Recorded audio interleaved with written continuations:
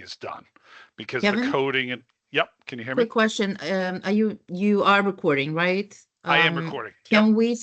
Can we get the recording after that? Yes. Yep. You can. Okay, then not gonna bother making notes. Yeah, no, you don't have to. I'm also Okay. doing the transcript. So, okay. So I'm here, introductory training again. We're working together. I'm going to just go, I'm going to minimize this and go in a sandbox, go into my person, which I have many, but, and everybody has a person, right? Mary, you have a person. Allison, you have a person, correct? Yep. Okay, great. So you guys can do the same thing that I'm going to do so you can see it for yourself. Let me get my person going here. So that person comes up.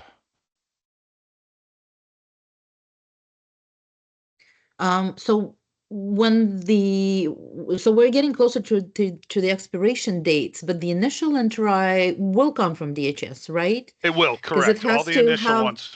Yep. yeah. So basically, we will need to make a copy and update according to the current status of the client, right? Correct. Yep, correct. So Mm. you'll be seeing, this shouldn't be happening, but it's lovely. We upgraded the system software this weekend, and we've been not having any trouble other than a couple small things. This is the first time I've gotten an error on it, and I tested it for 7 hours yesterday. So lovely. I think it's just taking longer than what it wanted to. So, okay, let me go back into finding my person again. In areas. Okay, first time you don't succeed, try again. Okay, so under assessments and forms is going to be where your intro is, and I'm going to impress upon you when you get a chance. I just want to make sure that, yeah, okay. When you get a chance, once you get into this tab, the new intro now, the blank version of this is under word merge, under intro Gen 3. And that's the new blank version. So do yourself a favor to get a little bit more familiar with the Interi, because you will be using it probably 3 months into, working with a client with person-centered planning, because their renewal will probably be coming up within 3 to 6 months, unfortunately. Open this up and it will show you a new printed copy of every question that's on the new Interi. And the reason why I say that is the old one you've never had usually familiarity with. It was about 337 to 343 questions. The new one is over 378. So it is another around 35, 40 questions, but it is the one that's approved by the federal government and by the state. We were waiting. We had to upgrade quite a bit. You'll see this called Interi V10 with iCodes, and these will be all the questions and all the possibilities of the answers for every single question. Some people like to bring this with them and fill it out on paper with the client. Some people like to use the hotspot and log in and then do it live. It all depends on your preference. DHS goes both sides. Sometimes paper only. They come back in the office, they fill it in. Me personally, I see that as double the amount of work, but that's the way they like to do it. And some people will just have the computer and use the computer. Irina, go ahead. So this is a printed copy, but will that also be available in the assessment form? This is a copy of the assessment form. This is a copy of the assessment form with every single option available on it. So that way you can get familiar with it as you get closer and closer to using the Interi or renewing the client via the Interi. So I'm just giving Right. you a kind of an early preview. Yes. So this is, but we will not have to complete it manually and upload. There's a version where we can click with options that we can click off, right? It's not. So This is for printing. Yeah. if you're able to if you're able to log in at the client's house, you have a hotspot, Yeah. then this is just for your familiarity of the Okay. report, of the form, of the assessment. Some And people though do like to have it and have a printed copy so that they don't use the computer with the client. It's all on your preference what the client is. Some clients are like, no problem, just do the computer. Some people have their own Wi-Fi in the house. Some people have hotspots. We have a whole bunch of different scenarios. Some people find their hotspots don't work, so they need to go to paper. Some people feel that the Wi-Fi in the house doesn't work. I mean, the option, you have options, but one of your options, if you need a printed copy, there's now one with the newest version of the Interi available for you to Okay. utilize. That's all I'm saying. And oh, never mind the question. I'm drawing a blank. It's okay. No problem. So just to give you an idea, we had gone over this as far as the different questions. I mean, it is basically things that are going to be automatically filled in. The one thing I will tell you about this that's important is as long as you have a client that you've been referred, all the demographic information that the form requires will be automatically populated.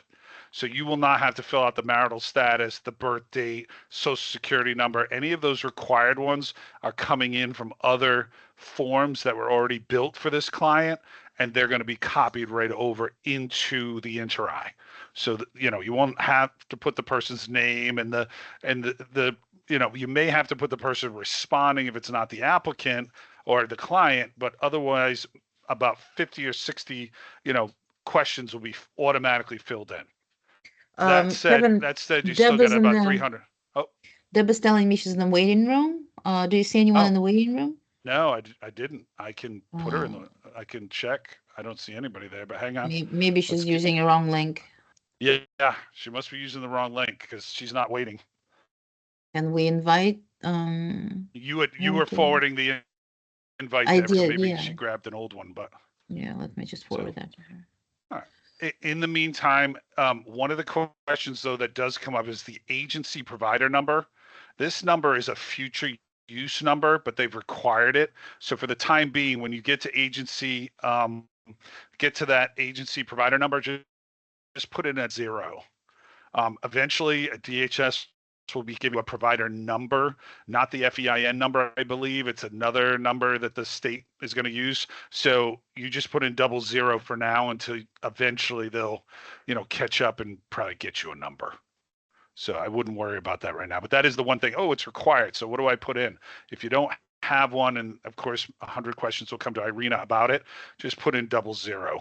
Because right now it's not officially required, even though the form's requiring it. Every time we ask WellSky to make a change on this, they charge us like $1,000. So we just put it in ahead of time. So when we do have the number, we're ready to go. So, okay. That being said, one of the things that you're going to be doing is the reason for the assessment, as Irina and I have talked about with you here. DHS has already done the first assessment. Okay, every year would be a routine assessment, and if you needed to go back in, which you normally wouldn't, you do a return assessment. The two different ones you'd probably be working from are number 2, routine assessment, which is the yearly one, and then number 4, significant change in status reassessment.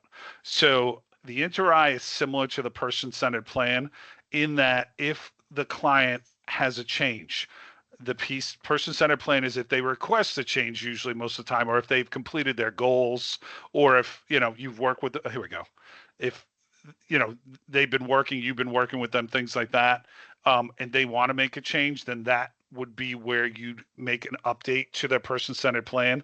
For the Interi, it's only if they have a significant change in usually their health. And unfortunately, most of the time, it's not a good change. If they, God forbid, they had a fall, their activities of daily living have reduced. They were diagnosed with a severe medical situation. All of those would mean that in the middle of the year or during that time, you would have to go in and do an update to the Interi, because the goal would be is to see where they're at for their activities of daily living, and if they need more support, that's their way of getting more hours and more funding based upon the Interi kicking in and telling the state and Medicaid that they need more assistance. So usually it doesn't happen extremely often, but there will be cases that you have that unfortunately the person has gone into some kind of a decline, and they fell, they injured themselves somehow, they've got diagnosed with updated, diagnoses that are more critical, more serious. Person's got Parkinson's now, and unfortunately can't walk the way they used to, or maybe they ended up having a stroke, and they're coming back out of being hospitalized and now they're home and they need more uh, care in the house, that's when you'd be going out to update the inter-eye and doing another inter-eye. So you will usually use, as I say, never usually the first assessment. You'll be doing routine assessment and usually number 4, significant change in status reassessment. Maybe a discharge assessment, but that's not normally what you're going to be doing. You wouldn't usually be doing it for research, but number 2 and number 4 are probably the most of the ones that you'd be using. And as I say, the routine reassessment is the yearly one. It should be annual, but they call it routine because of the way the nursing team sets it up. And then significant change in status. Anybody have any questions on that? Okay. So, Deborah, what we're doing is we're going over the inter-eye assessment. That's the assessment that you're kind of using as the backlier to the person-centered plan. As you know, we've been delayed getting conflict-free case management going for the HCBS population. At this time, we're kind of reaching close to within 3 to 5 or 6 months of a client's original inter-eye. So you may find yourself sooner now than later having to do an updated inter-eye. After you get the referral, you'll be able to create a person-centered plan from it, but maybe by January or February, you'll have to go out and update their inter-eye as an annual assessment. So sadly, it's they were fresh and new in maybe April or March. Now they're coming up on 6 or 7 months of waiting to see you guys. So now once you are seeing them, you got to know that you're going to do an inter-eye sooner than later. Irina, go ahead.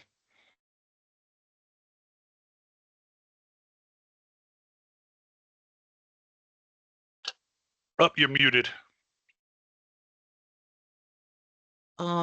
So the person-centered care plan meeting is also due at annual, right? Yes, So but remember, you're going to do the first one, and that clock's going to change. So your person-centered plan may be at the mid mark of the inter-eye, or it may be, it's going to be 1 year from the original plan. So let's say all goes well, and November 15th, you've done your person-centered plan for a client. Their inter-eye is due in January, so you have your person-centered plan every year due in November, and you'd have their inter-eye every year due in February. So that's kind of messing with all of the schedule that we've had so far. We had an annual, we had a 6 months, we had monthly visits, and now we have the date of the person-centered care plan added to it as well. Well, the person-centered plan has always got an annual date.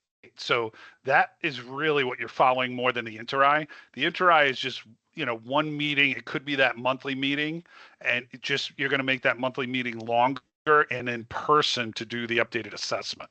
So you're going to do an updated assessment for the inter-eye once a year, and you could do the person-centered plan more often depending upon the client's needs, but the intent is once a year. So 2 times a year, you're going to be doing, probably a pretty good 1.5 to 2 hours with the client. Other than that, your monthly check-in is going to take over for your 1 month, your 2 months, 3 months, 4 months, 5 months, 6 months. I mean, you are supposed to be checking in a way. Usually it could be over the phone or in person once a month. And that's how you're going to be doing that. So it is, 2 times a year for about, an 1.5 to 2 hours. And once the inter-eye is done the first time, which was already done by DHS, you're already going to have a bunch of things that are pre-filled in. You're just updating their activities of daily living and maybe other status points that are there. You don't have to do it from scratch. So this is another major meeting added that would be that right now we're keeping track. Well, yes, we do see them monthly. And the 2 bigger meetings are the annual and the 6 months. So now to those bigger meetings, we're also adding a person-centered care plan. For whatever reason, I had an idea that it's going to be tied to the date of the inter-eye. No, it's not going to be Um, tied to the date of the intro. It's going to be tied to the date of you doing it. So if you, the way I've talked to a couple of agencies, they think about it a couple of different ways. Let's say the intro is 6 months away from being due, right. and you do the person-centered plan first. So you have about a 4 to 6 week lead time to manage when you do the next interi. So at that 6 month conflict-free case management meeting, you could do your interi then. So that way it's the same meeting, but it's under the 6 month meeting for conflict-free, but it's also the interized time. So if that works out, you can manage that. I'm just letting you know ahead of time that as unfortunately the system has not been ready, they're getting closer to interized needing to be done more than they are, just been done. Mhm. Okay. So good management on your side could make that 6 month conflict in-person meeting become the inter-eye assessment meeting as well, and you nail both things down at that meeting. So we're not saying that there's extra meetings you need to create. It's just making sure you're understanding that you're going to have to plan for it, and you can make it potential that meeting because you could do it early if you needed to, or around that time, depending upon how it falls. Some people are saying, wait a second, their annual is due, their inter-eye is due, and the person-centered plan is all due at the same time. How do I get around that? That's like 5 meetings at one time. I said, well, again, you have 6 weeks to do it, so you could stretch it out that you're not seeing the person 4 times in a week. You're seeing the person 3 times over 6 weeks, maybe every other week to get that done. Now, you're not completely responsible for renewing that person's annual, eligibility. The family still needs to do part of that as well, but you can only up for weekly goals. Get me this document, get me that document, get me this document. I'm coming out next week. Get me this, and this for the next 2 weeks from then, and another one. So as I say, once this client has their person-centered plan done and is in monthly monitoring with you, life's going to slow down for everybody. But until that happens, that is going to be where your couple of meetings have to come on. You're checking in with them and you're physically meeting with them. But as I say, after that, it goes. And then I also had people saying, well, wait a second, I'm going to take on like 10 of these cases all at once. And I said, well, that may be a conversation between you and your supervisor as far as how you stretch out your calendar. But bottom line of it is that, good planning is going to help out a lot. And we're just kind of letting you know ahead of schedule that these things will be coming. So that way it's not all coming up. It will come up at once, but it won't be something you wouldn't be surprised to hear about. And thinking about how you're going to schedule this will be important. That's why I'm saying getting used to what the inter-eye says and how many questions there are by looking at it on paper or practicing it in the sandbox will be a good thing, because it is something that you don't want to not be prepared for, because the way you ask the question and the way you get the answer helps the client and helps you a lot. So being ready for it is important. Does that work? Does that help? Yep. Okay. I guess. Okay. So going down, as I say, I'm not going to go over this whole thing. I just want to key you into a couple of different pieces. It does talk about the person's living and who they live with. It also talks about the person or relative and how they feel about the person being better off living elsewhere. And this is kind of important. This may be something that's tough for the sister or the brother or the mother or the father or the daughter to say around the client. And this may be one that you may want to wait on asking and go back to, because, let's say Graham, mom is there and she's 84 and the daughter's 60, and they're really having a hard time. They don't get along, and the daughter's trying all she can, but she's got a kid, a kid issue or something like that. They may want to answer, it would be better in a non-community living setting or a long-term care facility, but not want to say it in front of the mother. So this may be a question you may not just want to rattle down and ask, because it'll put people on the spot. Whereas you may want to flag that and circle it, or make a mental note that I got to come back to 13B because I need to get that question answered, because it would have been really hard for the daughter to kind of out her mom, saying, my mom is just really hard to work with and I really want to do this, but I really can't. And then they're not the bad guy. not that you guys are, but maybe you can level with the person, say, really need a higher level of care here. So as I said, that's something there that's important. And then not living alone, the person or the beneficiary lives with this primary caregiver most days of the week. I mean, it doesn't say most days is 5 days a week or 6 days a week, but think about it as a 7-day week. The majority of the time that person is there, they're not living alone with somebody, out, not there. Irina, go ahead. Yeah, so a question not related to that. I suddenly remember the question that I had before, because when I'm starting to click on different tabs, different assessments, what I have is new screens popping up. And after a couple of minutes, I'm already lost in those screens. Is this the way it's gonna stay, or is it gonna be more like Sam's when you click on something and without popping up a new screen, it just goes to that screen? Or Yeah, should or you will shouldn't see a we? lot of pop-ups other than the ticklers that are automatically set up based upon you going through the application process for person-centered planning. But after that, you shouldn't be surprised with anything other than a summary of whatever the forms are that you've completed or whatever the current status is of each tab. There I, shouldn't be any kind of new magical stuff. Our system's pretty balanced now. We're updated to the latest version of software as of last Monday, so there shouldn't be any new surprises of stuff popping up. It's just when I try to anything I click on in the clients, any tab opens a new screen for me. Is it a matter of um, tweaking some sort of settings in specifically I personal have to you. me, I or have is your. this I have your client up. So can you give me an example right now? Like, if I open close. go to assessments forms, this one, Okay. if you click on AD assessment, it opens a new window. If you click on um, So hang on a anything second. I You're click saying on, just so basically opens into a new window. And so at some so point, I have 20 every of them open. yeah. Well, every tab is a new window. Is if you go from the tab, everything you open up afterward is another window. So I mean, Right. Yeah. it is opening up other windows, but as long as you're doing one function at a time, you wouldn't see the additional ones.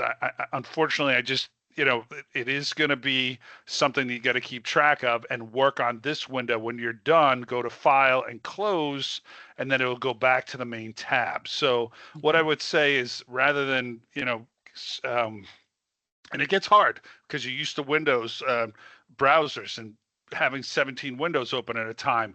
Exactly. The best way to go is go from this main tab to the one request or detail you need. If you need to do file and you add an assessment and form, this will be one, unfortunately, that changes just a little bit. You have a drop down here, but it will give you the different forms that are available. And when you select one, then that will come up in the form that you're in. So see it right here, it's in here. When I'm done, I go to file and either save and close the form, and that'll get rid of this window. Or if I need to, I just save it and then I can close it so I'm not done with it. I keep it in draft. It's kind of that kind of thing that, know that more windows can absolutely pop up at any time, but you working on one window at a time. And then when you're done, going here to close the window would be the best way to work because it Okay. does give you kind of an inside browser to browser opening up tabs, and you can get lost pretty quickly. But Right. if you stick to the close when I'm done, don't go on to something else, then you're guaranteed to always come back here to the main client screen, and then from the main client screen you can do anything you want. Okay. So there But will good be question. windows. We just need to find our ways to get organized around them and not to get Yes. lost in the 50 windows that get open. They can Okay. get open. So every time you finish whatever you're doing, close that window and then go back here to the main client tabs and then open up a new tab. But you could easily have open, close, assessment, eligibility. You could have like 4 tabs. If you really want to go crazy, you could have that. It is built on when you're finished closing it. So, okay. Based upon that, we're going to go back into, we were here, we were in the template. And of course, I can't see it because there we go. Okay, we're in the template. So let me go back in here. Okay, so a couple of things more about the Inter-Eye. is that the biggest part of it that is important is the activities of daily living. That is where the detail of all the hours are going to come from. So I just want to quickly go over that. I mean, there's a lot of psychosocial well-being detail, and as you can see, red star means it's required.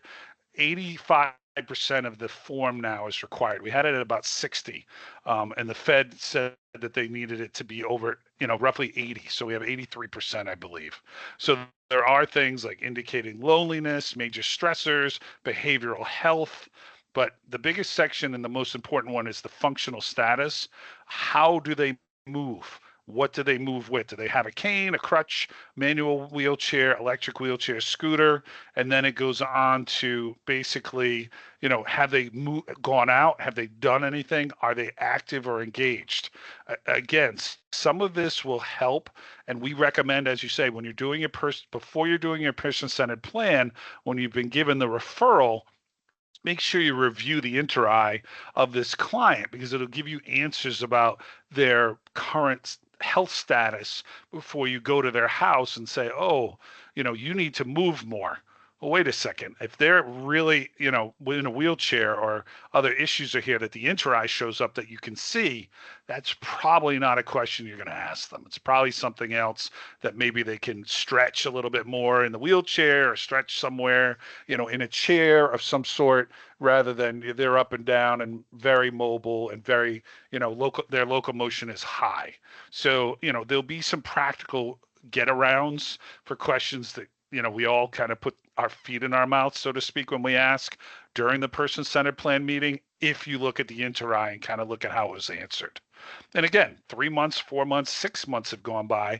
Things could have changed. Maybe this person was very, was fitting in a fitness program and trying to do something. So here's the question here, self-reported fitness. Well, are they in one? Do they do one? Have they done one? Maybe they did at the time of the inter-eye. Maybe they don't anymore. Maybe the poor things had a stroke or weakness in their leg or something else happened, or an arch issue or something. So now they're not.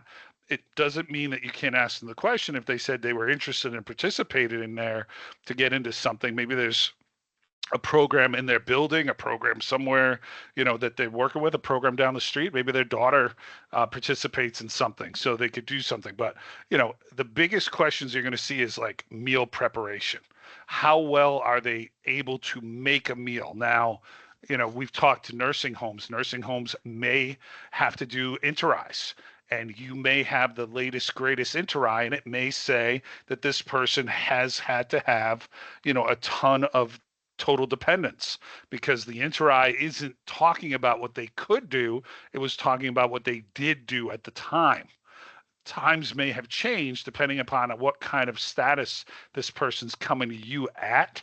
So you may have to see this person where maybe they were at their worst in the inter-eye and now they're at their best, or vice versa. They weren't told that they need to make meals, so they have meals on wheels or they have something else. So again, all of these pieces will help you when they're initially filled out, and then you have to make the assessment when you go out eventually, when you do this again as part of their annual. So do they need limited assistance? Do they need extensive assistance? Each version of assistance adds additional manpower hours and monies to their account, so to speak, to get help. So if they need total dependence, that means they need somebody to cook for them every meal, every day, in order for them to eat. They are not getting up and putting in a, Dinty Moore beef stew or a microwavable dish or something. They're literally having somebody do that for them to supply them with some kind of food. Whereas, if they need limited assistance, maybe they need help every so often. Oh, honey, can you grab that can over there on the shelf for me so I could do that? Or could you get this for me, every so often? Not every time either. Extensive help throughout the task. 50% of more of the task on own.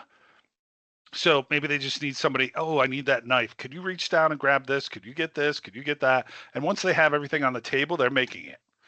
But maybe they're not. So that's where maximal assistance comes in. More than 50% not on their own goes to maximal, and then somebody doing the whole thing goes to total. So all of these update the calculations. So it's important to kind of get it. And you may have the person, if they're with family, the person may say, yeah, I do everything. And then the daughter behind the scenes shaking her head. No, she doesn't do anything. She wants to do everything, but that's where you're going to kind of get that dual answer. And you may have to watch out and not be able to answer that right then and there. So you may have to go back in there and tweak it because the daughter's shaking her head. No, she doesn't do anything, but she wants to do it, but she didn't do it. So you have to go with what she did do and didn't do, not what she wants to do. It would be great to put down what she could do, and that's kind of where you want to get. Go ahead, Irina. Sorry, I have a ton of questions. So basically, when we're doing the person-centered plan, we are talking to the client and we're relying on what they're telling us. Correct. But as we all know, for our clients, for a lot of them, it could not be the case. And like you said, the daughter is standing here and shaking her head, and what client tells us versus what they actually do, and is different. So There, how do we sure. reconcile between the Intri and the You person-centered got it. plan?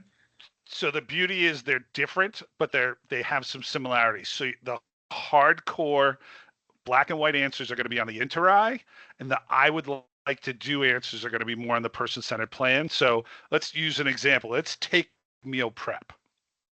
And the woman we know is not eating enough. Okay, I've used that with you guys before. Eating seems to be one.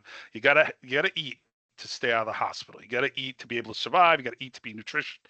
Have nutrition. You gotta eat to a lot of things. So let's say that grandma, who's the client, says that she can make all the meals. She's good at it. She just didn't feel like it.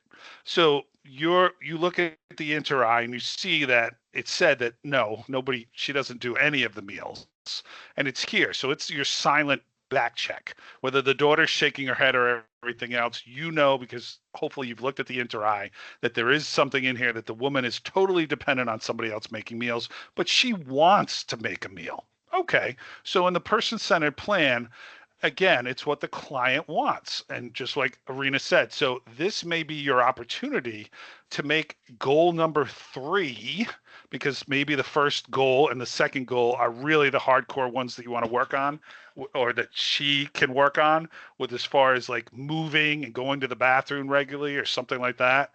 That the third one could be like a meal prep one.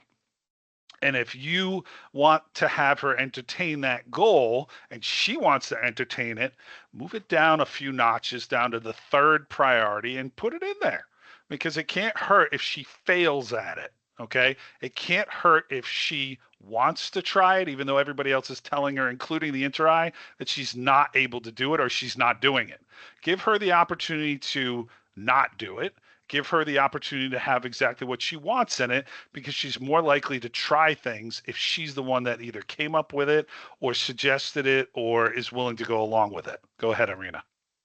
Again, another question, and this sounds great because yeah, that's motivating for a person, even if they can't do it. If they feel like they do, it will give them more livelihood. However, will DHS fail us next time they look at the plan and see, oh, the person wanted to make a meal, but they didn't because No, they no. can't. So That right. So you make the goal a step. You know that she hasn't, and maybe the daughter will say, she hasn't made a meal like 3 years.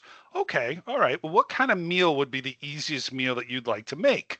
And you set a parameter on that, measurable and observable. That's maybe tight. And this one, we like them wide and loose, so that way you have more ability to kind of make it. Maybe this one is a tighter one. Like, Sally will make a peanut butter and jelly sandwich on toasted bread with peanut butter and grape jelly once a week on her own, blah, blah, blah, with no help or with minimal help or something like that. So you make it a little wide, but you make it so that, the first month she tried. She got the peanut butter and jelly out. She needed help with the toast and help with the knife. That's still making, progress. It's not perfect progress, but it's progress. Not like your job. You also got to have the daughter measure this, which who knows how that goes. But bottom line of it is there's a sign of something. The next week she pulls out the knife, the peanut butter, and needs help with the jelly and the toast. You're still 2 for 2, so to speak, 2 out of 4. again, anything that shows some kind of progress, nobody's grading the agency over how this is working. The grade comes down to whether there's one, the client is showing interest in doing it, so they're working on it. And then the other part of it is that they are attempting to do what they had said they could do.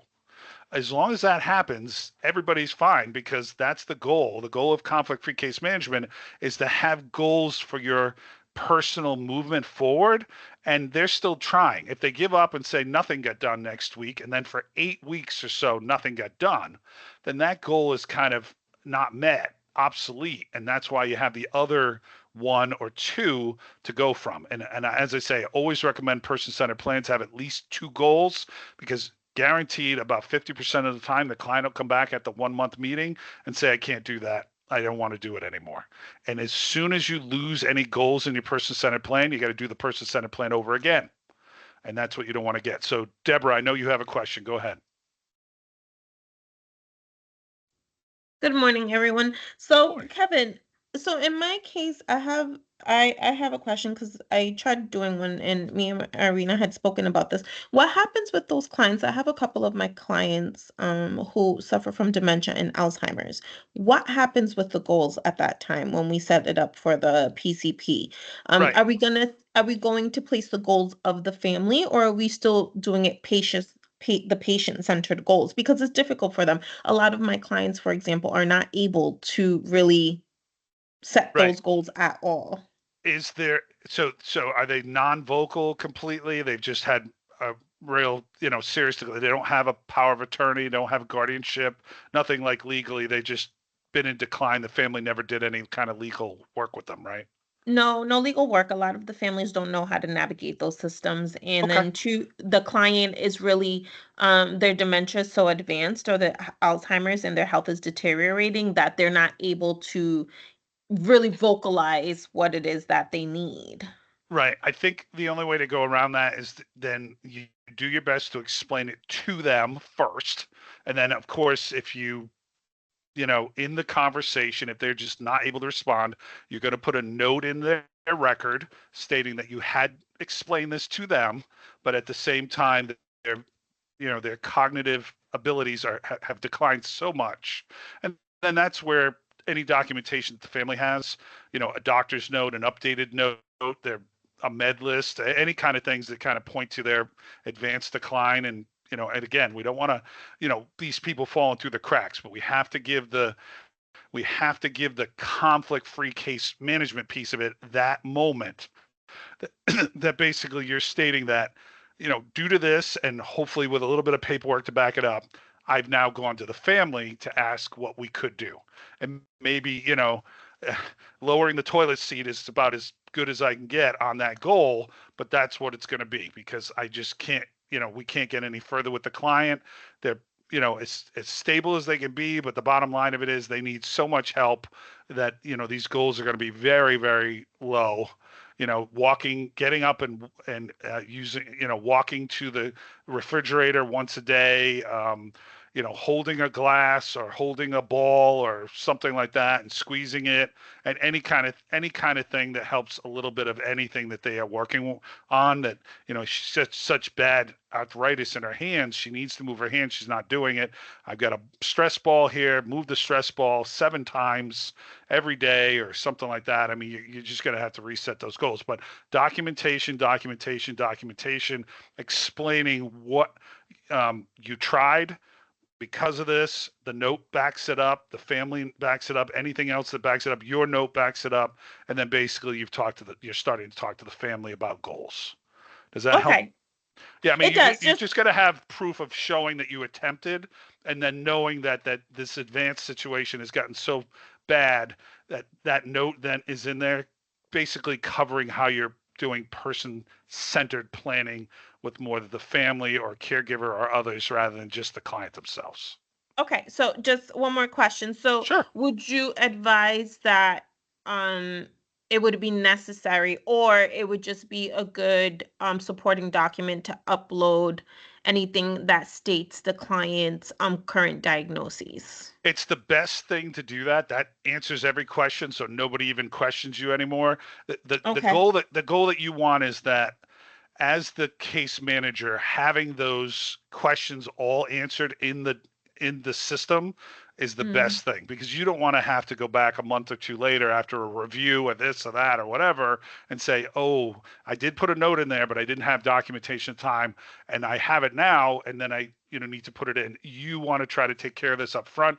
It's you've got limited time with each client, so the sooner you can lock it in and put in 100%, this is why, you're done. You can move on into another case with other people. You've kind of checked that box and moved on. Nobody's going to question you or anything like that with that situation. I mean, as I say, the goal is to give anybody and everybody who's the client the opportunity, and that's why we're kind of saying this opportunity was given. Sadly, the poor person has gone beyond its years of being able to be effective, and now they're more relying on their families than ever. Kind of answers every question that conflict-free case management auditing would do. That makes sense? All right, awesome. Irina, go ahead. So those cases, just to piggyback on that, those cases of people declining, they're nonverbal, bedbound. A month ago, it was kind of the understanding that those cases that are unable to set goals will be deemed ineligible for CFCM and will go back to DHS to go under a different type of case management. Is that still true, or that's not completely true? So let's go back for a sec. So conflict-free case management, more than anything else, is more time with the case manager and the client. As far as the goals are, there is one that is required. It could fit any kind of management or shape or form, but it's to put something on the person for them to help themselves. And it's a very difficult thing, because it's kind of like, we're giving you this money, we're helping you with your care, and we want you to have ownership in the program or the process as well. If we still have to find a goal, no matter what condition they're in, that they're able to do something. And what that is could be squeeze the ball 7 times today. Could be, have a nice conversation with your daughter every day. I mean, there are ways to write goals that basically can be something that should be able to work with about every single person in the world, no matter whether they're nonverbal, verbal, blind, deaf, whatever their situation is, unless they need to be in a hospital and they need to be, or a psychiatric facility. So the goals, the challenge is going to be for the case manager to kind of figure that out with your conversation on the phone when you're setting up the appointment with the client and the client's family, to kind of lay the lay of the land. Any of the documentation that the client has online that you're going to look at and review before you go out, the inter-I, and any other notes that anybody else has had. So as long as those are met, that person can still be fully capable of doing a conflict-free case management, because the largest part of it is you and them having a connection, a monthly connection of conversation, a monthly connection of check-in, a monthly connection of whatever. And then they know if, so, let's say their other part of it is, if, let's say the PA or the nurse, the person that's coming in isn't working out, it gives them also a fast way of calling into you and saying, listen, this poor, my mother is seeing this person like 3 times a week, but this woman is supposed to do 12 hours a week. She does 2 6-hour days and calls the rest of the week. Done. That's not working for us. So that's where you guys come in. So CFCM is a combination of things, but it is not only based upon a goal. It's based upon the communication level, the ability to have them talk to you, you talk to them, that monthly conversation, and then checking on their needs, during that time. And if they need a higher level of something, you're involved in getting them that and changing maybe some of the things that are not working for them, because everybody has issues, rather than going on months and months and months without a check. And unfortunately, we have that many, many times, that the person now is, this care worker is thinking, yeah, I can just knock it out in 12 hours, where the person's not getting cleaned, not having toiletries, not doing this for the other 5 days a week. So that's the way I'd like, if you guys can think about it. And that doesn't come only from me, it comes from the state on that. As far as CFCM can be done in almost every circumstance, it's just that thinking out of the box in order to get that thought done and kind of pre-planning. But as long as they're willing, the biggest impediment for them not having conflict-free case management is not the goal as much as it is the communication. If they are not willing to meet on a monthly basis, 4 to 6 week period, every month, or check in on the phone every month, and they do not want to have anybody involved with them in their case, they just want to get, that amount and have this help, that's not going to be conflict-free case management. That's when you're going to say to the state, I can't get in touch with her. She won't make an appointment. She's canceled 4 times. We haven't met in 2 months. This has happened. All of these boxes, and I believe what DHS will do sooner than later is they'll give you that once you start working with the client to let you know how that's going to work. But as I say, everybody's going to probably be 60 days into it before a decision's made with a client that that's just not going to work. And they're going to have to be brought back to DHS, and they're going to be managed more of a different way. But the goal is with everybody is that you're going to get a higher level of care. You're going to get a higher level of communication. You're also hopefully going to get a higher level of benefits from this program, because the more things that you see, the more things they can get as help and need, because you're more intimately involved with them. They won't be left behind, as we have in many cases, that their case is only reviewed once a year and that's all they get every year. So those are the benefits, and you're going to have to give them the benefits, as well as if you don't do this, it's not a punishment, but it is the way the program has to be designed. It's two-wayed. Your way to them, their way, communication back to you. And if they don't want to do that and they're happy with what they have and they're not willing to make that change to get more of a benefit, then that's when they would go back to DHS and they'd be reverted back, and you guys would take on a new eligible, referral, and you'd move on. And again, communication's not been great going out to them. That's why everybody on the DHS side now is telling them that you're going to be involved, and you're coming out and you're going to be more intimately involved with them on a monthly basis, which DHS has never been able to do.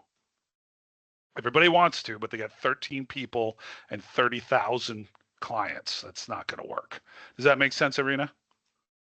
Okay, great. All right. So to continue on, as I say, meal prep, really important. Talks about the budget, has the functional ordinary housework, anything they do, any kind of housework. Some of them love to do it. Some of them hate it. Some of them do it anyway because they don't think anybody does it better than them. All of those type of things that are there. There are low and high limits. There's always 7 days per week, but the number of times per day has a high limit. And of course, you can't put anything lower than 0. So you will be told if a number comes in higher than what it should be, it'll flag you and say the maximum amount that you can put in for this would be 5 or 10 or 20. I'll be honest with you, toileting, we put up to 100, because sometimes, God bless them, in a week, they are using the bathroom 12, 15, 20 times a day. So those are in there. So it does have it up to 100. That just tells how, needy the person is to use the restroom. Stairs, do they climb stairs? Do they go upstairs? Do they not go upstairs? Shopping, do they go out shopping? Do they not? What do they do for shopping? It does exclude any of the transportation or use of grocery delivery services. So if they're ordering from Stop and Shop, that doesn't count. If they're ordering from Amazon, that doesn't count. So it's them being involved in physically in-store shopping. So you got to be careful. Sometimes people miss this in-store shopping. So, it's great that they order stuff and they can call Amazon or DoorDash or anything else. That's not what they're looking for. They're looking for the physical part of the shopping. Then transportation. This could be a big one. This one, per se, helps them not only get transportation services, but basically how they, how do they do? Do they navigate the bus system? Do they pay a taxi? Do they have a drive? Do they drive themselves in and out of vehicles? And, any kind of paid transportation, Uber counts, Lyft counts, any kind of other doubt, but it's them physically going and getting out and traveling. And this may be a place that they can't do it, or they don't do it, or they don't feel comfortable doing it, where that may be a big place for you in your person-centered plan to say transportation's really been horrible for them. The family's gone during the day. They may need a doctor's appointment. They've used MTD. They've used RIPTA. It hasn't worked well. They've had to go to Uber. That's the best they can do. That person helps them. They have a certain person every week, and without the maximal or extensive or limited assistance that they have, they couldn't do it. Bathing's another one for them. And I'm not going to go, each one. They have bathing, you have bath transfer. That's a huge one, going back and forth into the tub, back and forth, into the, not, to take a shower, to take a bath. They also have personal hygiene in here as well. How well is their hygiene? How well do they do? Can they dress their upper self? Can they dress their lower self? To make sure that they can dress properly. How well do they walking on the same floor? So if they're walking from their bedroom to their living room, if they're walking from their garage to their bathroom, any kind of walking all counts. How much supervision they need. All of these things help, because if they can't do it, they're going to need somebody to help them do it. That means they need somebody else in the home. That means the hours that they have go up. That means your person-centered plan may change, and maybe they do need to get up and move around because, sadly they just sit in a chair all day and they're not moving, and either they're getting bigger and bigger and bigger, or they're having other medical issues because they're not doing it. So all of these things add in. So as I say, what I would suggest, because I think I'm at that point where I've kind of gone over it, take a good look at it, print one out so you have a copy of it, get familiar with it.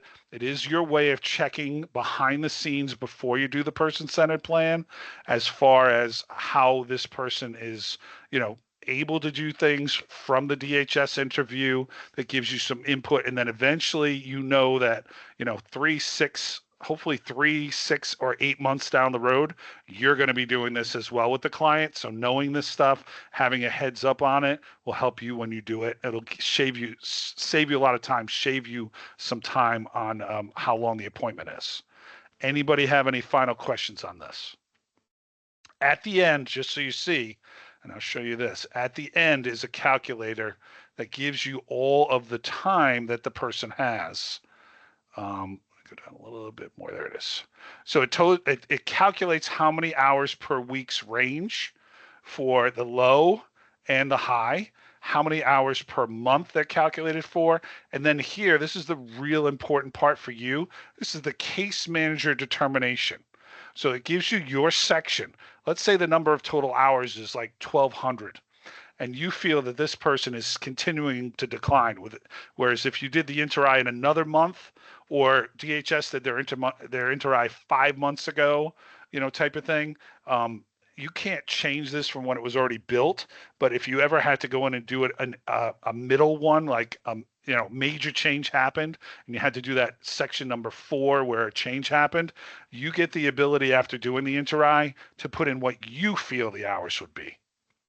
How many hours would you think if there were 1,200 here and you really feel this person needs more than the 1,200? The 1,200 is as objective as possible. Okay. And this is one of the reasons why the inter-I was built. It used to be done only by the nursing team. And, everybody has heartstrings and everybody has a perception. Some of them are right on the money, and some people are totally like, this person is so desperate. I got to jack the hours up a little bit, this and that. And unfortunately, sometimes that can cause a huge difference in the amount of funding.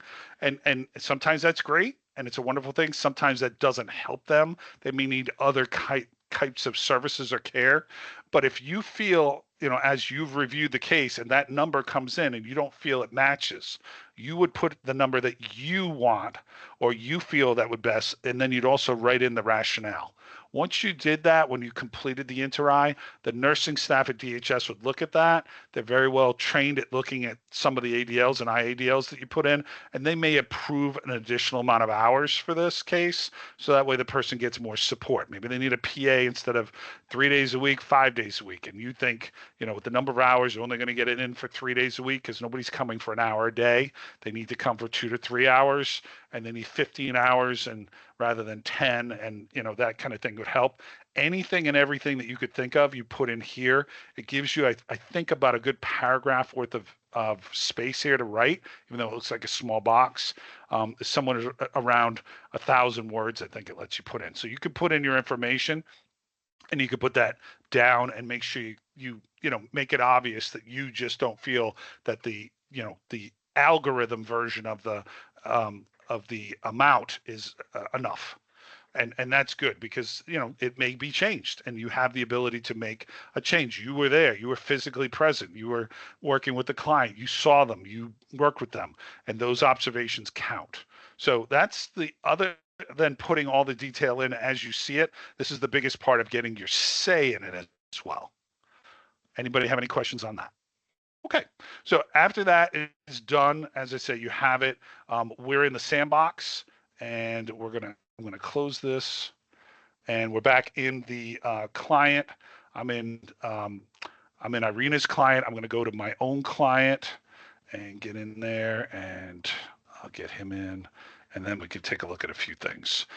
So did everybody complete a person-centered plan the last couple times we've been working? Because that's one thing that we were pretty close to being done, I believe, when we're working. I mean, I hate to say it, about us being together once a week, it's difficult to remember where we left off. But, everybody, I believe, had gone into the plans tab. And if you haven't, let's go into the plans tab right now. You're going to see the beginning of your plan. Because you finished the interi, believe it or not, is the reason why you have a plan started. If DHS hadn't done the interi is triggered to the person-centered plan to get it kicked off. So as I say, 99% of the time you're going to have one because the interi had to have been completed before you got the clinically eligible referral. You're going to have this in here. When you get it, it's going to probably be set for draft initial, which will be the first one. You're going to change it. Actually, you're going to keep it as draft initial because you're going to do the first one on it. And you're from this tab right here, as long as your name's in here as the worker. The one thing I've been looking at talking to people about a little bit is that your plan service dates will not be the same date that you did the plan. Okay. I know that sounds like, well, why isn't that the case? Because usually it takes about a week or so for your plan to be authorized by DHS. They're going to have 3 days, but between you sending them, you finishing it, you sending it to them, then sending it back, it's probably a good idea to, if you are pretty much the day you choose to say, this is the day I'm going to submit it to DHS, give yourself about 10 days or so from that date as the service start date. So let's say I'm going to submit it today, the 22nd. So if I look at the 22nd and it's today, I'm going to push this out about 7 business days, which works. So the 31st is going to work perfectly for me. Okay. So putting that in kind of sets up when the services are going to begin, because you're going to have 3 days for the state. So today's Tuesday, maybe they get it back to you as early as Friday at the latest. Okay. Then you've got to get some servicers, get some providers, and get all the other people involved. That could take you half the week next week. So if it's not, give yourself that 5 to 7 business days from the date of really completing this to get those services started. You can always go in here and change this. But at DHS, from what I understand right now, and they're finalizing it, what they're thinking of doing is they're going to send you back notification that your person-centered plan has now become active. And once it's become active, these service dates are locked in. So giving yourself a little extra time can't hurt. Even if you started a little early, that's okay. It's the as close as you can get to what you think it's going to start as. The one time I wouldn't give it is the day you're doing the person-centered plan. So give yourself, pick out 7 to 10 days after that from the date you finish this for your services to start.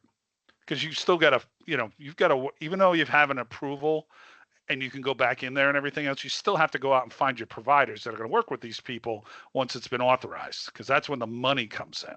So as I say, the 31st kind of works for me for the 22nd, and it's a 1-year authorization. So if it starts on the 31st of the 2024, it's going to end on the 30th of 2025. Now, this could change. You may have to go in and do supplementals and things like that, but this is the best it's going to be. And the plan effective date, to be honest with you, is going to be the day it gets authorized. DHS may have to go in here and make a change to this because they're doing the authorization. But right now, you could keep it the same dates as the service start date.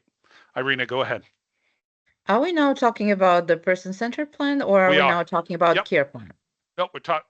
There's no longer a care plan. Yes, right. This is the person-centered plan, right? You're not in SAM. So the person-centered plan now is taken over for anything that used to be called care plan of anything. But yes, person-centered plan. So we're in the person-centered plan, PCP. I know, another acronym. So as I say, you can make these service dates and the plan effective dates be the same. That's probably the best idea. As you can say, this is my plan version 1. My version date is 9/11. It does date stamp it once I start saving stuff here. And once I do that, I'm just going to go to here to save the plan. I'm not validating yet because I'm not ready. Save the plan. And now I'll go into my plan forms. And my plan forms is the person-centered plan. So let's make sure everybody has this part. If you want to change the dates to 10/31 and 10/30, that's great. And then from there, if you go into your plan forms, it'd be awesome. And we'll go into that. And as you can see, mine's loading. I may get an error. Let's see what happens here. It's not going to be fun if I do. See what happens. I've been getting a couple of timeout errors this morning on it, and find out what's going on. Oh, good. It did it. It did it, but it didn't show. Yep, there's the right error. Okay. See if you guys can get in. I will, I've got to send a quick message to WellSky, so bear with me a second. To let them know we're having a little bit of hiccups this morning on the system. Of course, it's only day 2 of the new system, so I received the same message, and I'm not able to find my person, Kevin. Okay. All right. Let's I'll look for the name. I will say we had a couple of sandbox upgrades over the last 3 weeks, and a couple of people kind of got jumbled up, but I will take a look for you, Deborah, in 2 seconds. Hang on a second. We just put in a support call and get this knocked out. Oh boy. Okay. One, get the other one. It's interesting that we have had to hold WellSky off of upgrades for like 6 weeks sometimes because we've had some issues with their lockups. So not fun at all. So let me put one in. I worked in the sandbox just yesterday. I didn't have any problem, but it just seems to be today.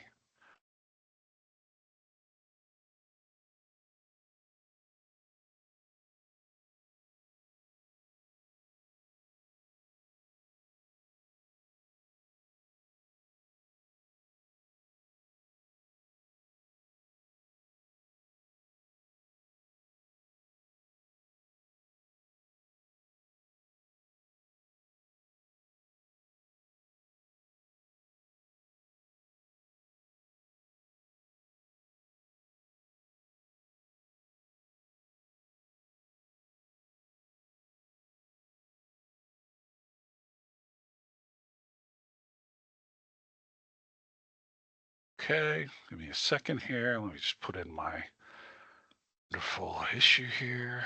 Sorry to put this live. Save this real quick.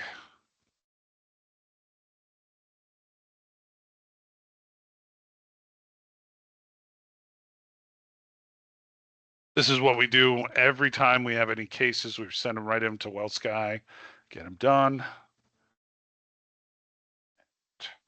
To getting rid of these errors.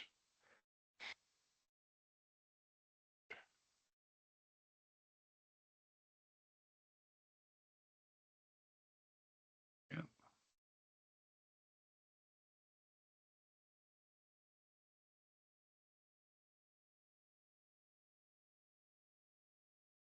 Sorry. All right. So we've got to go back. Risks. There's my person. See how it shows up? Took a minute. Shows up. Waking up. So Deborah, what was the client's name that you had? Remember? I know there's a list that Irina gave me. I just don't have it handy.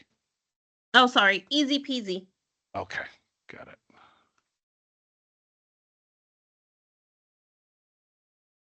First name.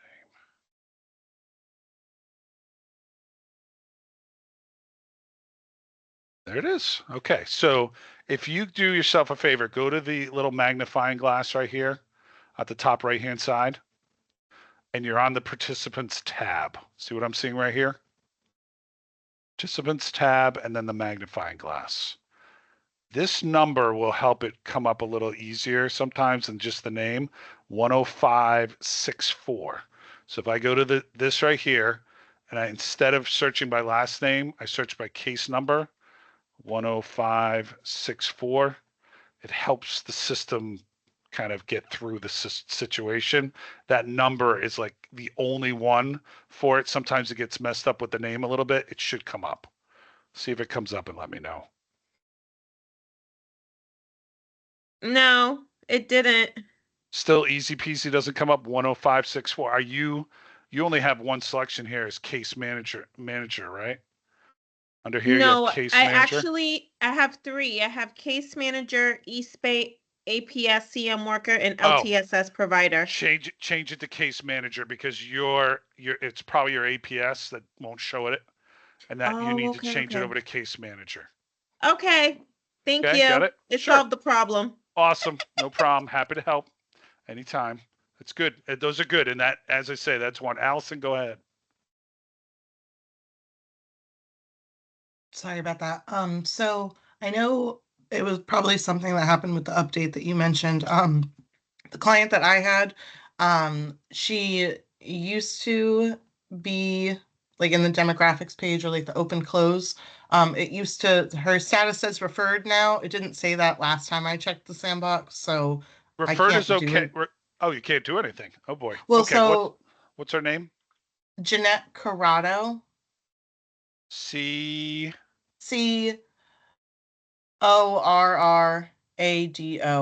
Got it. Okay.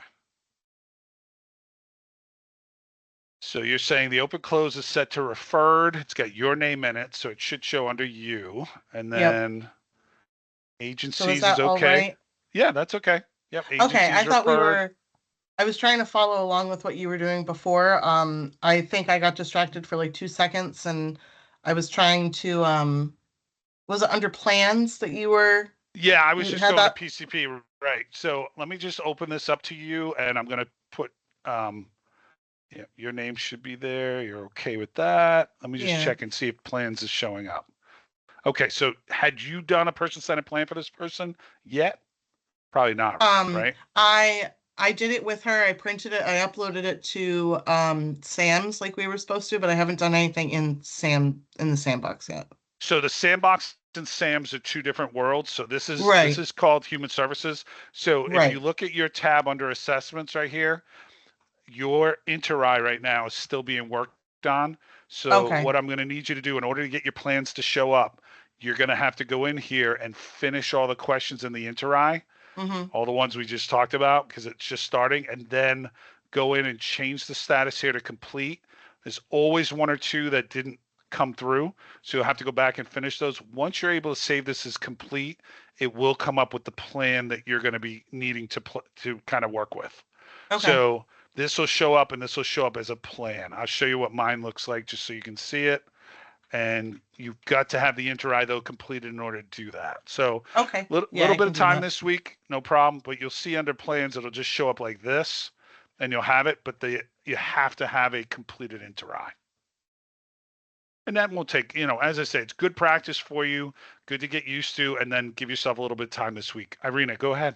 What can we do for you? So back to the PCP dates. So the PCP date would be the actual date of start of services. Correct. Sometimes it takes months to match a worker and to actually start services. Well, then these would need to change depending upon what it is. I mean, the hope is to get something in for the person. I mean, if you can't get all the services done and you got one service done, that's why I'm thinking, that 7 to 10 days, we hope to get somebody into the house, even if it's one care worker and you get a nurse, but no, you guys are experiencing like 3-month delays. Okay. I mean, then at that case, you'd still leave it as you'd still, the person-centered plan would be, maybe active, but this start date would, you would have to change this as you want, got that started because you can't get services started if you can't get services. So Right. the, So, but the plan effective date would be the date that it was authorized. So this date then would become different from this. They wouldn't be the same anymore. And that okay. plan effective date would be something that DHS would probably have to update. And our annual review of the PCP would be a The year plan, from yep, the from this effective date. date. Correct. Yep. Okay. Yep. Because well, actually, yeah, it would be the renewal date's in here. Right here, it has it. So it would be right. It would be the 365 days. So it would be here, and you guys could run. Eventually, we'll have you run reports off of it, so you can find out when all your renewals are due, and things like that. Mary, hi. Good morning. What can we do for you? So once we get a provider, a home care agency, where do we put it? Where do we add it? Right. So here's a couple different places. So your person-centered plan is done. All that stuff is done. The plan services tab is where this is going to happen. Okay. So you have, and this is where we're going to give you some help very soon, I hope. But basically, you're putting in your plan services, and you are, in this window. If you open it up, it will have under it. It will have what kind of program it is. Okay. But it'll also have, if you go down further in here, the kind of service, and it'll have a provider ID. Right here is where that provider is going to go in. And Okay. again, that's going to be the provider name that you were able to match up. So let's say, I'm just going to put one in that I know it lives, if it even allows me to put it in. Let's see, it gives you the first three. Right? That's why I want them to give me some folks that are going in. We could put in city. I could put in Providence. I think I should be able to get this to work. This may not be complete. Our provider file in the sandbox is not up to date yet. In production, it'll be up to date, but let me see if there's anything, because this won't be good for you guys. I may put a couple in certain areas. I'm just going to make it blank and see what I can get to show up. Now, nothing's showing up. Okay, in this area, you will have selections in production right now because we have it running. It will show up. I don't know if I could probably get you one for next time, but you should have a whole listing, and then you pick the providers that are there. I mean, that is going to be key for you guys to complete this. So don't get discouraged yet. But as I say, we're updating the provider file with the codes. So that's why we can't go live yet. That's another part of it. But it will be here under provider ID. Once you set up your, you've already done this as far as what the service code is. You can leave this blank to put it into the state for approval. And then once it's approved, you'd go back in and update the provider ID, put the information in either by name of the provider ID themselves, or their city. And the goal would be, let's say you didn't know what was available in Providence, you could type in the word Providence, and all of the providers that are listed by DHS in Providence to do provider work will show up. So that way you guys can then assign it, to one, or contact with them on the phone. Hi, this is, EastBay. I've got, a client that could use your services. And I mean, the goal is going to also be, I hope that CFCM will provide you a provider list. I think they have one, and what services each provider gives you.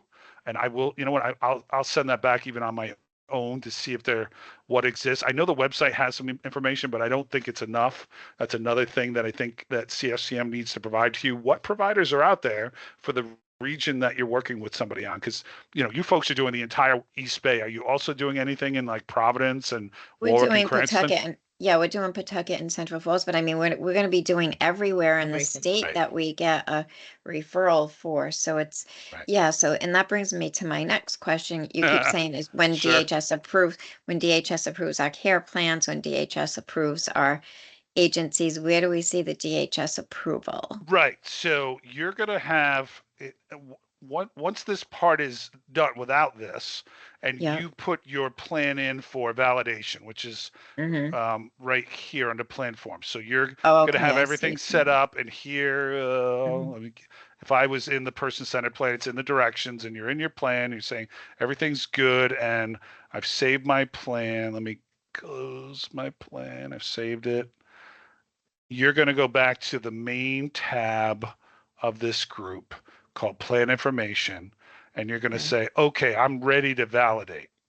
So when Okay. you validate it, then at that point, okay, it's gonna get it, ready to go back to DHS. And Mhm. you're going to, when you validate it, you're going to change this status to supervisor review. Okay. It's the supervisor is not Irina or a member of your Right. agency. It's The supervisor DHS. is right. If you want to submit it for review, you could send it here, and Irina would get a notification of sort. It's not great notification, but she could review it if she wanted to before she sent it to DHS. Irina, have you guys made a decision on how you want it to move in the agency? Like DHS will be sending you the referrals from their supervisor to you. You will then be re-referring them to a member of your team. They'll complete it. They can, get it ready for validation. Have you made a decision on what happens next to get back to DHS, or is that something you're still talking about? So this is something that I honestly didn't think about yet, but for right now, we have been sending things straight to DHS. We can discuss within the group what you Right. guys prefer. We can continue doing that, or for starters, you can send those to me for review. We'll figure it out. Right, because I mean, last thing you want is, I mean, not that anybody knows more than anybody else, but it may be something that I know for DHS right now, they do want a single point of contact at each agency for the Okay. time being. So you're their single point of contact between you and their supervisor. Mhm. So whatever supervisor you've been assigned, do you remember which one you have? Is it Kerry Yeah. Cook? No, Kerry it's Cook or Vanessa. Vanessa It's Ward? Okay. yeah. So Vanessa would be your contact. So this form and essentially this validation will go to her. And I'll show you how, basically when you supervisor review, she's going to get the nod and the notification that it's coming to her. And as I say, the worker is going to move from you. Basically, you're going to look up and you're going to put Vanessa's name in here, and she's going to show up, and you're going to change it to her. So now it becomes hers, and it's supervisor review. So it's in the instructions, but I will go over it. But this is going to now be where you now validate the plan. She gets notification on the state side that it's been validated for her to do her job. Okay. And as I say, it's in the documentation. I think you guys have the full set. You have the 110 or 20 page graphic document, and you have the step by step, right? So Do you have both of Kevin, them? you mentioned the DHS wants a single point of contact. So that single point of contact, would that be Vanessa, or would that be me before it goes to Vanessa? What is the requirement? It's up to you what you want to do. They would Okay. send it to you, and if they sent it to you, they would look up your name, okay, and they would do this. So, oops, sorry. It'd be great if I spelled it right. They would look up your name. So there you are. Put you in as the worker. Change this over to submitted for review. That way it would Okay. show up for you. When you're done with it, if everything's perfect, you would then look up Vanessa's name, change this over to submitted to supervisor review. Mhm. Okay. Then Yeah. Vanessa would get it. So She then, if we decide that those are going directly to Vanessa, they will look her up as a worker. correct. and do person-centered plan status would be still supervisor review. Correct. Yep. Okay. That's and then Okay. she'll assign it to one of her team members, and they've made the decision that their team members, if everything's right with it, they will then activate. They will change this to active, and they will, I believe, what they do. I'm not sure how they're going to set the worker up right here because it would be in their name. I believe they're going to put your name back on it for active review. So there will be have to be a little bit of tracking on who, has what case currently in some kind of register that you folks have. So that way, because it is kind of, going into somebody else's review box and not, they may not know who the casework manager is on your agency side. They would know you, but they will not know who the case manager is on your side. So you may need to go in here and change the worker back to their name after it's been active. But as I say, we haven't been able to do that yet because we have an issue right now authorizing the plans. Once it's authorized, then we're going to kind of come up with a quick little, final finish off for this. But I mean, if worst comes to worst, it would come back to you, Irina, and then you would go in here with it basically stating that it was active, and you would put the case manager who is assigned to this case back in. But we may be able to stop doing that sooner than later. It's just an issue that there's a lot of hands involved. We're trying to lower the amount of hands between you and the DHS supervisor. So it's a little bit of a step that we have to kind of get to our last little bit of how we want to do this. The more agencies I talk to, the more it seems like they want to reassign back to the supervisor after DHS authorizes it. So that way you have notification, you'll go in and re-refer it back to the case manager that's supposed to work on it. But you also need to know who that case manager is. So, it is keeping track of who's got what caseload. So it kind of does set up an extra step for you guys to do. So not perfect yet, but I mean, we're working on that. So as I say, this is what you will probably see at the end of it. DHS, if everything's fine, it isn't returned for revision, and return for revision is here. So you would have the agency's name on it, your name, return for revision. They would also put a note in there saying why it was sent back. Then you have to, again, reassign it back to your case manager. They send it back through you back to DHS. They re-review it. If everything's good, they would change it from return for revision to active. They'd have your name back on it, so you'd see it as active, and you'll reassign it as active back to your case team. So there are a couple steps there that are not super clean right now, but we're gonna be working on it. As I say, the goal is not to give you 300 referrals all at once. It's to give you like one for each case manager. So we go through the process. And as I say, we meet every day from 1 to 1:30 for support. We also have support in other times. So I think once we get through a couple of these, we've done about 125 now with BHDDH. They've worked reasonably well so far. So I think once we get to that point with you guys and give you all one referral and kind of get you into the process, we'll clean up some of the question marks. Because as I say, I wish it was a little cleaner, but there are a lot of hands on the case at that time between validation and authorization. But eventually, I think what will happen is that the supervisors will not be involved. It'll go directly from case manager to social caseworker, DHS, back to the case manager. It's just that DHS can't handle that right now at this time. So I think once it stabilizes from the large number of referrals, life will get a little easier for everybody. So, but that's kind of where we're at. So, okay. So based upon that and kind of going through it, any questions so far with kind of the talk? I mean, this is going to be the place that's probably the most critical, that validating of plan. As I say, and I haven't validated this plan in a little while, but this validation of plan is going to be important. If you get an error, it could be a couple of different reasons. Let me go over why. Yeah, I'm going to, actually, I'm not going to do that. Do not save. Back is me. So you do know that risks are part of the package. but they are not required, which is amazing. I think more than not, eventually they will be required. And the one reason why I say that is that there are risks for how well the person's able to do in the person-centered plan. And this is another evidence or proof that if the client doesn't do super well at any of the goals or other things, it could be because of their risks. This person has major fatigue. Now, maybe, they haven't been asked to do goals. They haven't been required to do anything per se for years. So if they have a fatigue risk in there, it's probably something that DHS will say, as much as CFCM is not yet working for this person, we're going to give it more time.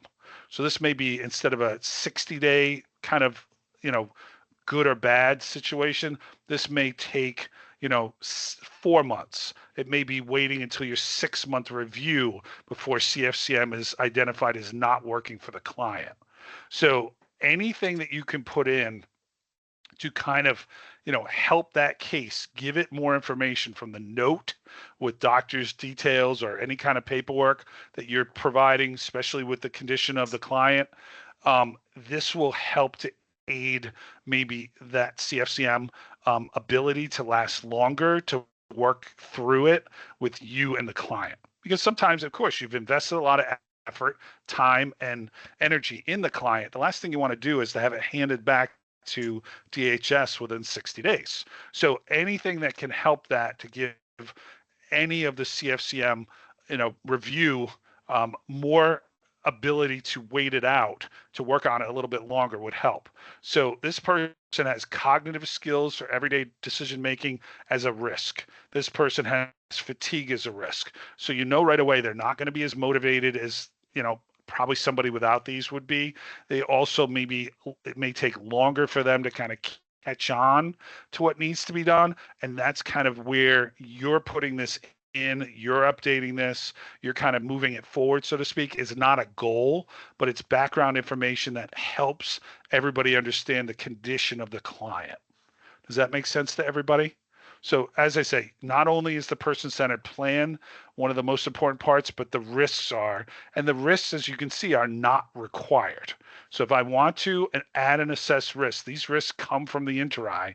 When I click on the code, which is required, I then get a list of all of the codes that the inter-I is pulling through. So it's going to look at everything. Now I may lock up because I had some errors already before. But basically, actually, I am going to lock up. So that shouldn't take anywhere near that time. Let's see if I can get it. Nope, third time. It's still kicking around here. Let's see. Give it a minute. It should come up with anything from the inter-I that is read in, because the inter-I is a smart, it's an intuitive assessment. So it should come up and it should, there you go. So all of these have come from the inter-I. There was something on there, and it'll show you that this question, and if I want to find it, the 170, it will tell me all the IDs of different things that flagged itself in the inter-I. Communications issues, they had a hearing issue, had a vision issue. There was a mood issue. There was something with balance that was in there. All kinds of things. Maybe they fell a lot. All those trigger all of these potential, things. It's not like you have to have 100 of these. It's good to have a couple of these, but they will help make some decisions on situations of what has come. Completion is the same day I usually put it in as a revision. And if this is considered a primary need, I would flag that. Then I would save the assessed risk, and it'll show now as a new risk under here, memory recall, that I have to add objectives and things like that. So as I say, it's good to have at least 2 of these, even though they're not required. They add more understanding to what you have perceived that is a risk that kind of reaches out to you. It is also a good idea, before you go out to the client's residence, that you take a look at the assess risk tab and look at add assess risk to see what the inter-I sees as issues. And maybe you make some mental notes on that as far as things that they are going through. That's a good thing as well. Especially if they're in the area of memory recall or cognitive skills. Like Deborah said, a few of her, more serious cases have serious decline from, whether they have some kind of dementia or something else. They're definitely declining, and that is going to affect their capability of being able to be involved in CFCM. But they're great things to put in here as information. Okay. What else can I show you, answer for you, or work on? As I say, there is a plan notes tab and a follow-up in here. You can put additional notes in here to follow up. If there is something, let's say that you've met with the person and they're going to need a unique service provider. There's nothing to say that you can't go in here and add a note, put a note in here and put in that, my observation today, if it's an additional follow-up, is that this person, in my PCP meeting, I noticed the client visibly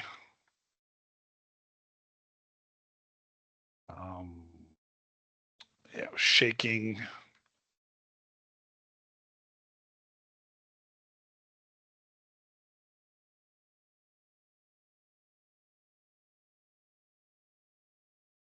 This could be a flag. So I've noticed them shaking. They're shaking their hands. They're shaking their feet. The family hasn't really addressed it.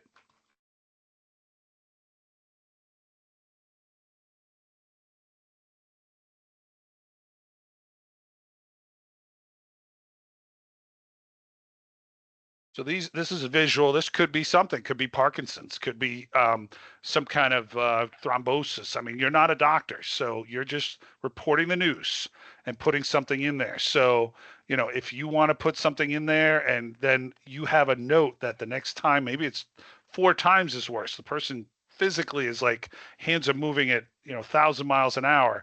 It could get to the point where you are an observer.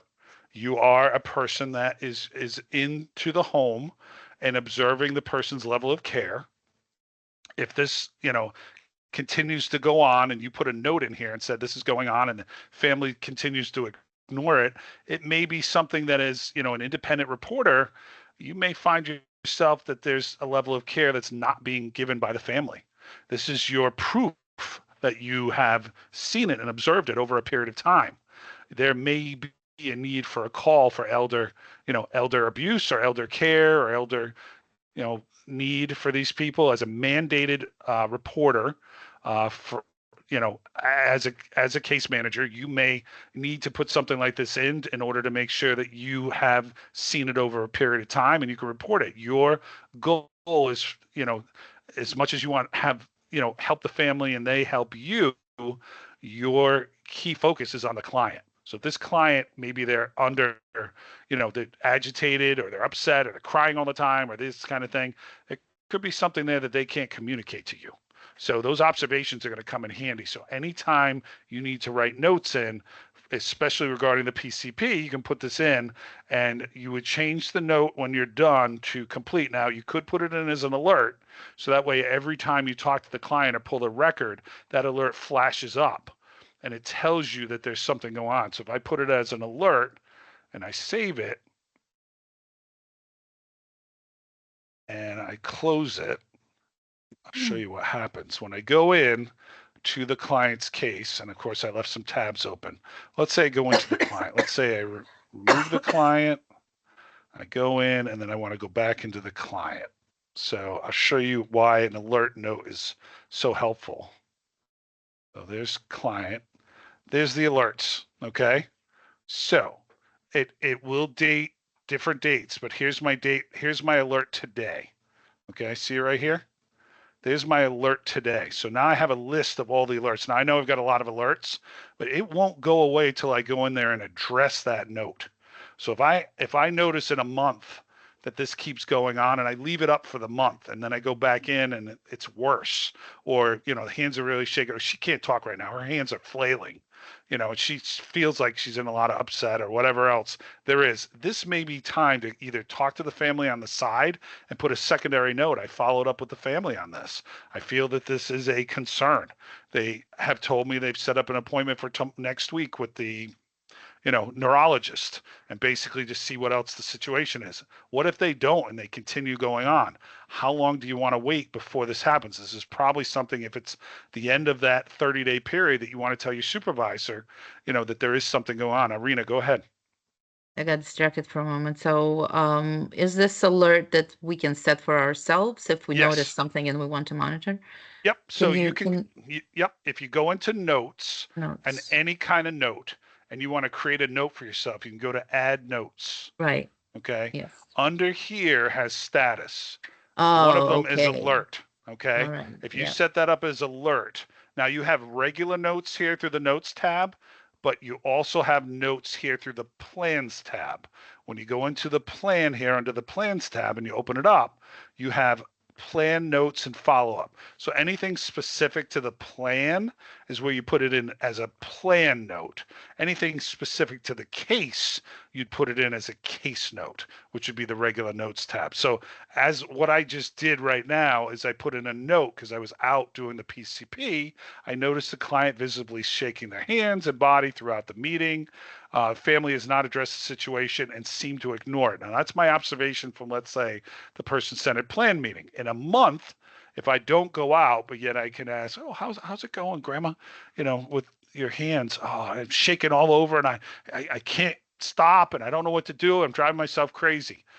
You know, if you're able to talk to the person, is, you know, I hate to ask, is Karen, you know, has she made any appointments? I don't know yet, and I'm really upset. You know, okay, well then that means you got to write another note, put in, and then you're going to address it with the daughter, you know, before the end of the call. Could I talk to Karen for a minute? Sure. Here she is. Hi, Karen. Hi, it's Irina from EastBay. I just want to ask you. I noticed, you know, a month ago that, you know, you know, his hands were really shaking, you know, a lot. And I know that was something that you guys, it wasn't quite on your radar yet. Have you been able to make any appointments to kind of check in on that with a neurologist or a doctor or his primary or anything like that? No, you know, I don't think it's a big deal. I really don't think he's doing anything wrong with it. I said, well, I've got to tell you, you know, and you got to handle it whatever way you want. You know, I do have to look into this for him, you know, as far as it's concerned. I mean, he does tell me that it's irritating him a lot. You know, could you make a call? Now, if they back off and completely say, yeah, absolutely will, then that's going to be totally different than, you know, why don't you butt out? It's not your business. And, you know, I've got him taken care of and he's under my care. It's not your job. And if that's the case, you know what to do. You know, you got to call the APS hotline and you got to put in an elder abuse potential situation and get somebody other than you to take a peek at them and see what's going on. Because at that point, you've gotten a pushback. That person hasn't taken a kindly suggestion and you've had it now going on for a month, you know, with those kind of things. So, I mean, those are kind of places that putting this note in sets it up because it's date stamped for, let's say, a month ago, and a situation had been something you observed, and now you've given it enough time for anybody to take care of it, and the patient's still saying that's going on. You may not feel that a month is, you may feel a month's too long and call in at the 2-week mark. There's no reason why you can't update the note or update another note or anything else. But when you're done with inputting the note, do yourself a favor. If you want to be reminded of it, put it under alert. If you're completely done with it and just logging note, put it under complete. Once you put it under complete, the alert will go away. Okay. And I'll show you how it does. So this alert's going to go away. I have other alerts for this client, but I don't have, you know, I don't have this. So I'm going to reset. I'll go back in, type in his name, and I'll show you that the alert for that particular thing went away. See how it's gone now? 925 is the last one. That 1022 is gone. The only time the alert goes away is when you complete the note. So if you want to keep it up and remind yourself every time you opened it for a couple weeks or a month or something, keep it as an alert and it'll show up. So you have to read through it. This can also be something that your supervisor can put an alert on this client for you saying, you know, family called in, you were out, yesterday. I just want you to know they need you to follow up. This, usually your supervisor would send you an email, but maybe they'd also update your, give you a note, an update so that you can check it when you go into the case. I would absolutely send an email because that way it flags that you may not have intended to go into the case, but it is one of those things that it's another way to give you some notice that something's going on. And then the other thing you can do is if you go under your My Work tab, you do have alert notes. So any alert notes that have been set or anything in your dashboard will show up here as alert notes, and it'll list all the ones that are alerts right now. So that's another good way. So on top of looking for your clinically eligible, you'd also can look for referrals. You can also look for alert notes. Okay. Anybody have any questions? I have a question. Sure. So, the plan services is the area we're going to use the most, right? Because our clients are always changing home care agencies, dropping Meals on Wheels. So I just wanted to know if all the vendors that we use for home care, for Lifeline, are going to be in a drop-down Yes, screen. And once they will. everything's in, are you going to show us, can we have like a little training You on bet. it? Yep, Okay. absolutely. I mean, I'm waiting. Once the service codes get in, then we're going to have training. I probably will train you in the production system because I don't know if I'm going to show you the providers, if all the providers are going to be in the sandbox all the time, but we do have them in production right now, and I can do that. Yeah, I can do that. I do Okay. have a client set up. I just want to wait for the service codes to come in at the same time because it doesn't do us any good to not show you that at the same time we show you providers. So that's why I say if we definitely know we're not doing it next Monday, but if we're a week away from Monday, then I will set up an hour with every agency, including yours, and make sure we go over that and get it done. Okay. Do that. So, but you're absolutely right, Mary. Good call. We definitely want to, not leave you on that little, you've done 99% of it and you get hung up on the last 1%. That 1% is quite a bit of, different things that are going on there. So we will make sure we do that. Okay. Righty. So we're at about 20 past. As I say, what I can do is let me put a couple of notes in the chat. We do have a daily office hour. We'd love to have you. DHS always is there in one capacity or another. So if you want to check in with DHS, you can do that. Let me just grab the link and I'll get it for you guys and we'll get it done. I have my office hours every day. So let me copy my link. We just haven't started getting any clients yet, so we're not going to the office hours. But my next question is, so when all of the LTSS clients that are in SAMS get Yep. switched over to Human Services, is it going to be all at once? No, they're going to do it on a case-by-case basis. And the reason why is because a lot of those clients, even though DHS has taken over for OHA on a lot of different areas, they haven't, they still have CNOM, and CNOM's still in still over in the system for OHA SAMS, yeah. in SAMS. So they're not going to take those out until CNOM moves over. Right. I just So- mean the LTSS ones, and then how will we know which ones are in WellSky and Human So- Services, which Yep. ones are in So SAMS? you'll get a referral in WellSky Human Services, and basically through WellSky Human Services, it will come up. And that's Okay. how you'll know. And then you'll start doing more things on the human services side. There will be some information that's possibly still on the SAM side. And that's why you have both logins right now, unfortunately, to kind of, make that work. Eventually, though, DHS will start having you do more work on the human services side. And when that happens, that client will pretty much come completely over. It's not going to be a quick process, though. It's probably about the next 5 months.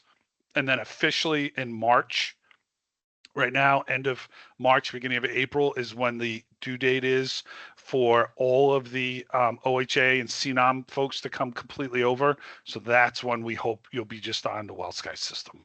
in Now, this human is a stupid services. question. Are there interis coming over with them that we already did that are in Sam's? Yes. Or do we Yep. have, they are, will okay, come. good. Yep. They will come over. The only problem that the bad news is that they are last version.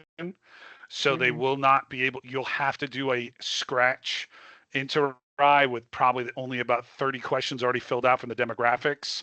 All of Mhm. the answers that the person had on the interi Gen 2 won't come over to the Gen 3. That's the only place that we weren't able to switch things over because Sam's is so much different.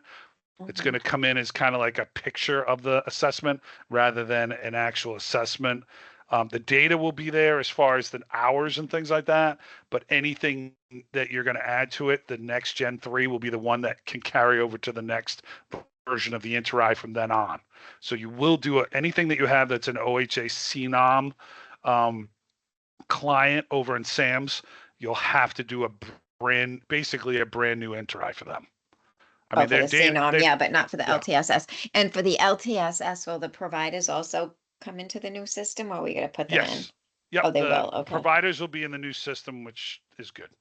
Oh, that's good, We, yeah. we've been waiting for that one. So I'm in the chat. I'm going to put the link for the daily. As I say, we answer any questions for you, even Sandbox at that time. I'm glad though that you guys had looked at your clients first, because getting them on, getting you online, getting you logged in, all that stuff is important. It just tells me though that I would suggest over the next 2 weeks that you guys start spending at least an hour or so, if not a little bit longer, each week on doing a little bit of that, prep work, looking at your CFCM manual that you have and also the step-by-step that I gave you, and start playing around with that, because we are down to hopefully 2 weeks and counting, no later than that, to get it done. That's our goal. We want it done before the end. Well, if not the end of October, because the next week will be the 28th, the first week of November. And that's all I think I have. I mean, as I say, I can run you through any kind of little things if we want. If you want to set up a meeting next week Yes. anyway, just to book it. Okay, so why don't we do the same time next week? To do that, we'll set it up for 2 hours from 9:30 to 11:30. Does that work, Irina? For me, it does. How about everybody else? Yeah, Yeah, everybody just else? send us an invitation with a link in it.